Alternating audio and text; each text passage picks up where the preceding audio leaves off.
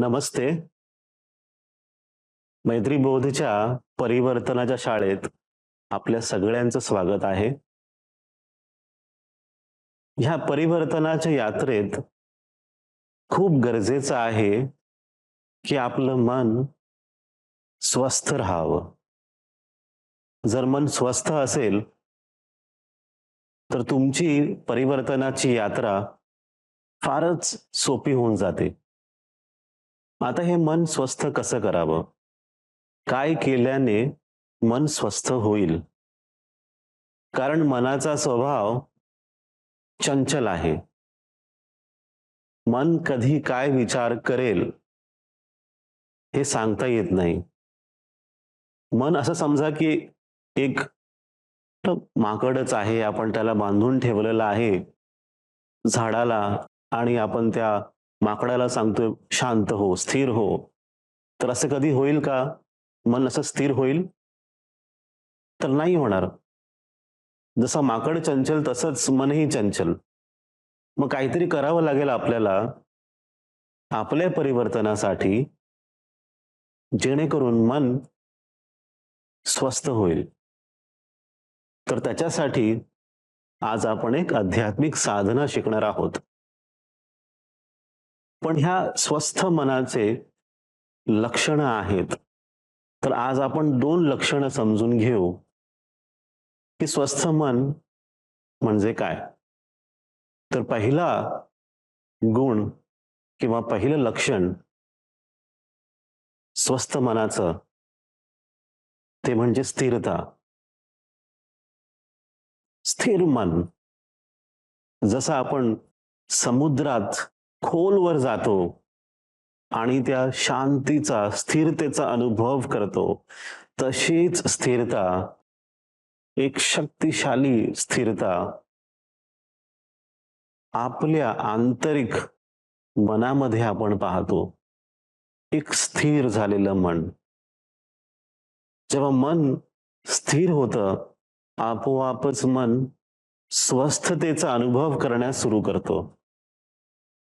आणि दुसरं लक्षण, मन वर्तमानातच राहतं.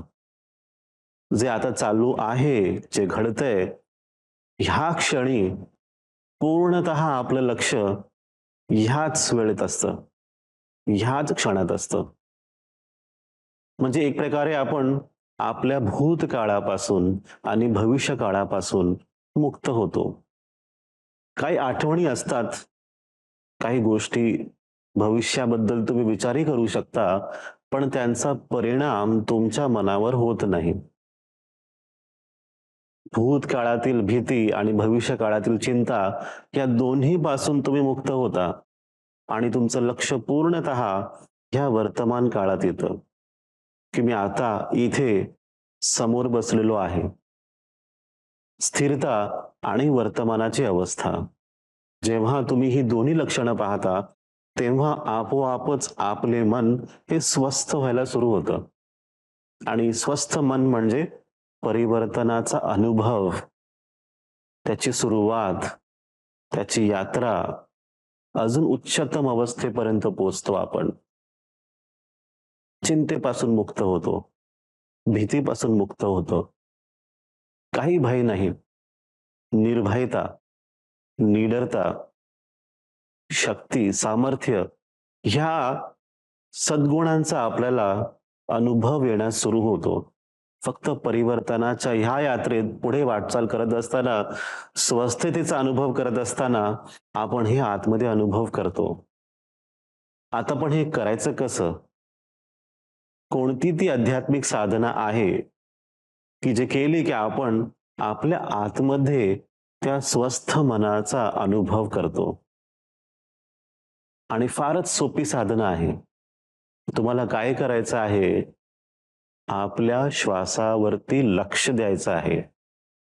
आपल्या श्वासावर आपल्याला लक्ष द्यायचंय. लक्ष, ध्यान केंद्रित करायचंय. नियंत्रण करायचं नाही. नियंत्रण म्हणजे प्राणायामचे प्रकार. आपल्याला फक्त श्वासावरती लक्ष द्यायचंय. श्वास येतोय आणि जातोय.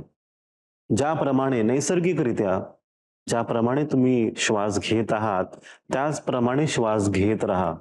येऊ दे आणि जाऊ दे. रोज 5 ते 10 मिनिटं आपल्याला बसायची आहेत.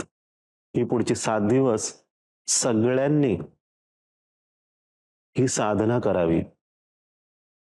तर सूत्र आपलं आज आपल्याला काय सांगतंय? या साधनेशीच संबंधित आज आपण काय शिकणार आहोत सूत्राच्या द्वारे? तर आजचं सूत्र आहे, मी श्वास पाहिला, मी स्वतः माझ्या श्वासाला पाहतोय.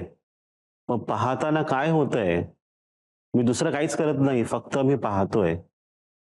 मी श्वास पाहिला, त्रास सोडला.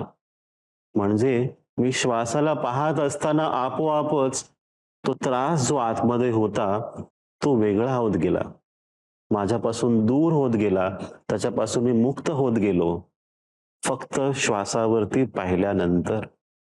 एकदम साधी एक साधना आहे श्वास पाहणे आणि त्रासापासून मुक्त होणे.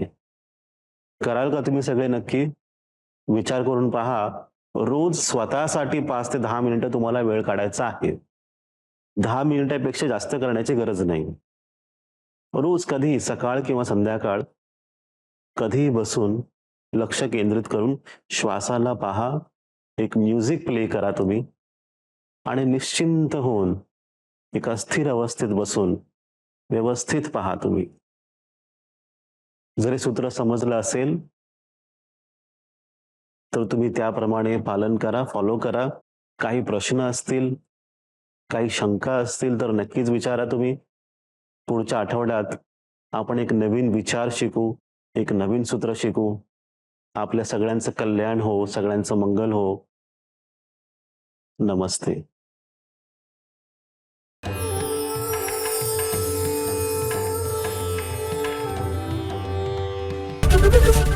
एबीपी माझा, उघडा डोळे बघा नीट.